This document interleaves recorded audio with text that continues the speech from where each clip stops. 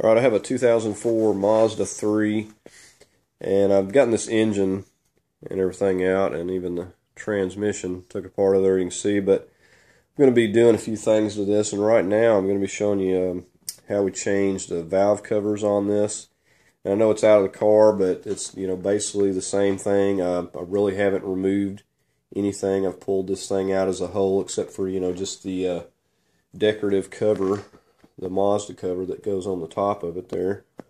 But the first thing you're going to need to do is just pay particular close to where your wires are going, and I've disconnected these for the pull packs, and I've gotten those bolts out of those as well, because I'm going to be cleaning this thing up. It's really dirty, and I've just gotten the bolts out and just left them in there now, so nothing's falling down in there.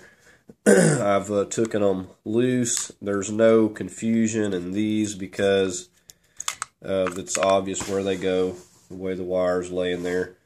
And I've taken some of these over here loose, and I've labeled them so I make sure to get these wires routed back exactly where they go.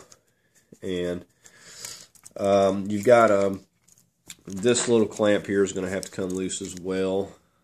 I disconnected this, and this piece right here is just it just slips into that bottom. You have to get underneath with a screwdriver and just push that down a little bit and then slide it forward.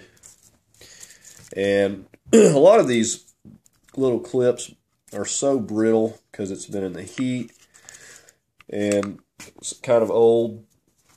I think this one's got 180,000 miles on it, so it's no worries. They'll stick on there. It's really not a big deal if the clips break. It happens. You really just can't avoid it.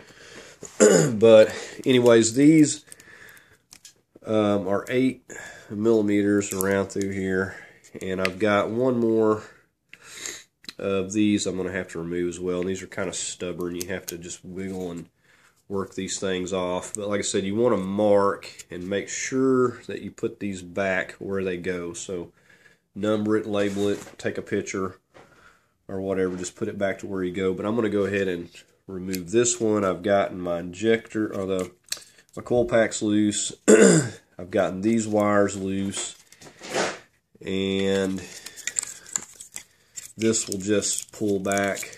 These will just pull back out of the way.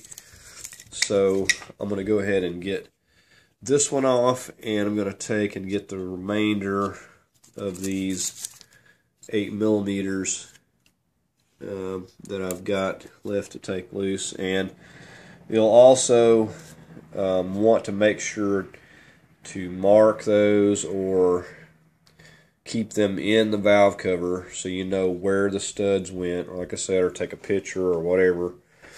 Even a piece of cardboard, just make sure you put them back to where they go. You get the right bolts into the right spot there. So anyways, we're going to go ahead and get the rest of these bolts and see if we can get this thing off of here.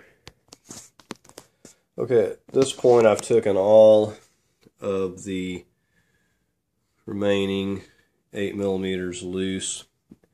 And what I've noticed with these is that some of them have this locking thing that actually keeps them from coming out so you don't lose them, but some of them don't. So what I like to do is just get a piece of cardboard and make me a little diagram and put all my little dots to where they go, so I know I'm putting them in